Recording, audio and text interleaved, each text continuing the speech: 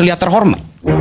Ini berlaku kepada dua pihak, mau Iran mau Israel, silakan berperang dengan motivasi politik, dengan motivasi apapun, tapi jangan pernah masukkan agama, ayat-ayat suci, Alkitab, Taurat dan sebagainya.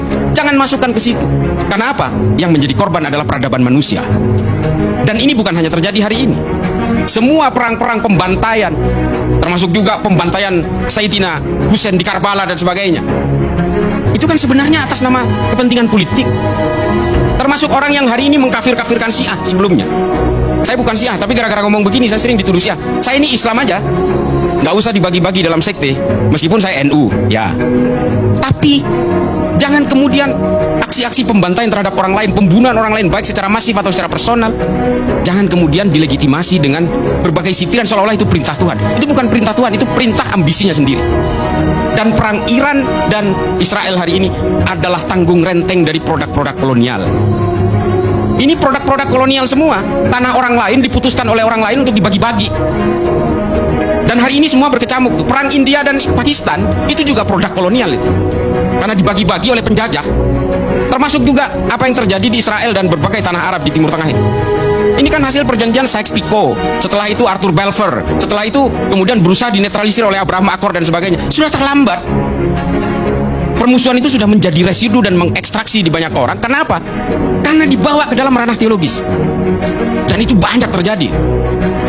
Termasuk juga The Army of Christ di Amerika, Ku Klux Klan di Amerika. Termasuk juga Hindu supremasis, Hindutva, Shivsena, Asin Wiratu yang mengatasnamakan Buddha di Myanmar. Semua sama. Di Indonesia juga banyak kelompok-kelompok teror yang mengatasnamakan agama seolah-olah dia dihalalkan oleh Tuhan untuk membinasakan orang lain. Judulnya, Iran Israel siapa pemenangnya? Dalam perang gak ada yang menang. Jangan pernah berharap ada kesimpulan benar dan salah dari satu perang. Yang ada adalah jumlah kematian dan serdadu yang terpaksa tersungkur.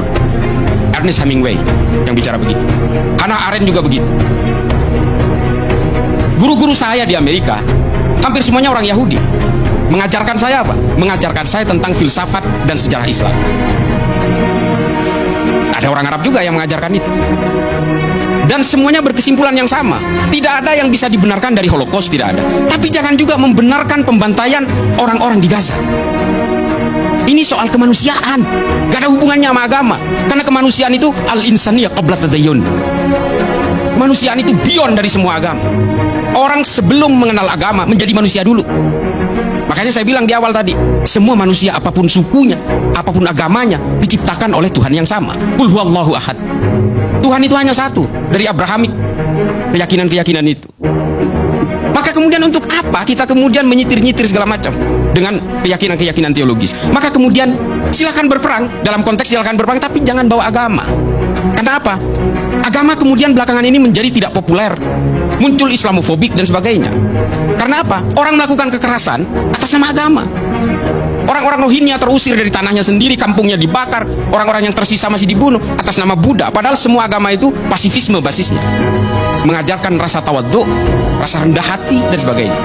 Pembantaian di Gaza, saya membela Palestina, bukan karena Islam, karena di Palestina ada orang Kristen juga.